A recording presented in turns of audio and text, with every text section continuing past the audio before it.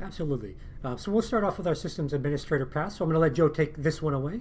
He wanted to jump into this, and he's kind of the expert in this particular area. Yes. So, systems administration. Sysadmin is sort of the traditional IT role that everyone thinks of. Actually, kind of an interesting note as we talk about the career path of system administration. This is actually a coming soon career path. So you're going to see a card here at the end of this set of slides that you won't find on our site yet. And that's because what we're doing is, as we're building out all of these intro courses and fundamentals courses, we're actually going to be building the sysadmin career path with input from our viewers like you and people who are really very invested in this community. But to kind of get started and understand what a sysadmin is, right? I said it was sort of traditional IT. When people think of, the IT Crowd, which is an excellent show if you haven't seen it, maybe didn't age perfectly, but it's a great show. A sysadmin is responsible for, well, a system or the specific components of that system. That's kind of vague. So what do we mean by that, right?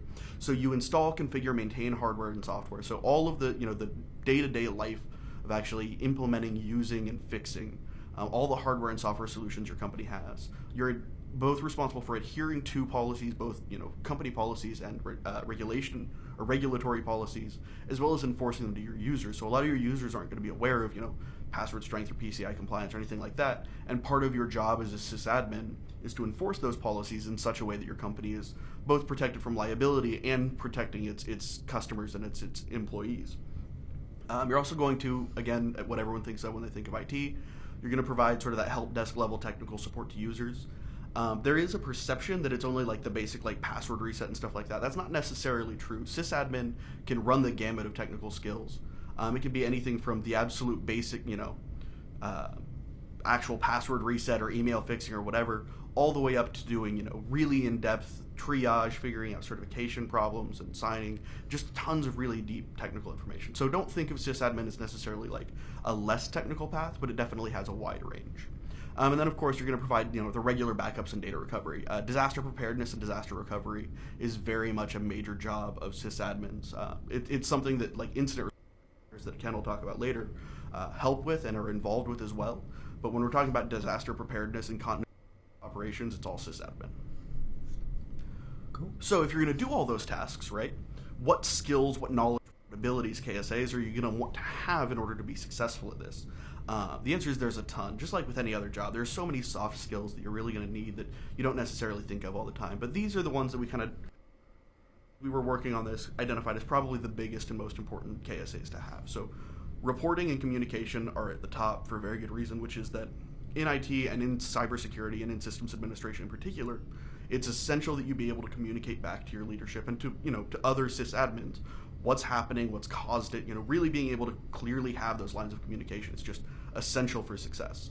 In terms of technical skills, you're going to need to be familiar with client and server operating systems, Windows, Linux, Mac, whatever, not only whatever your organization, world of BYOD that we live in now, you're going to want to be familiar with the technologies and the operating systems people are bringing that are connecting to your systems and be able to work with those as well. Obviously, if you're working for an enterprise, you have to be familiar with enterprise IT architecture. It's sort of a no-brainer, but it deserves to be said. Enterprise IT architecture looks, feels, and it just is very, very substantially different from the sort of day-to-day stuff that you're using.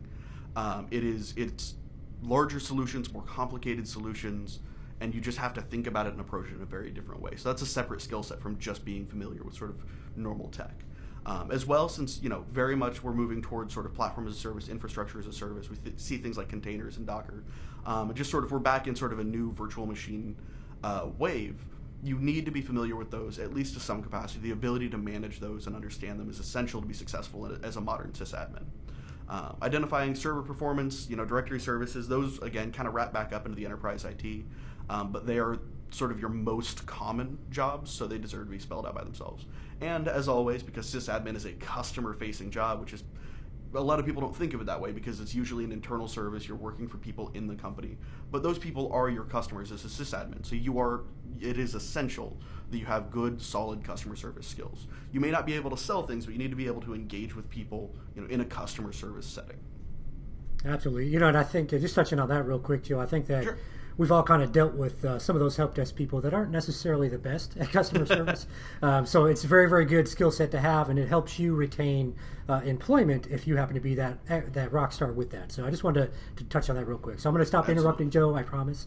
Oh, no, by all means. That's the beauty of this layout, is that we get to kind of have a little back and forth, and people get to see what it's like to work with us.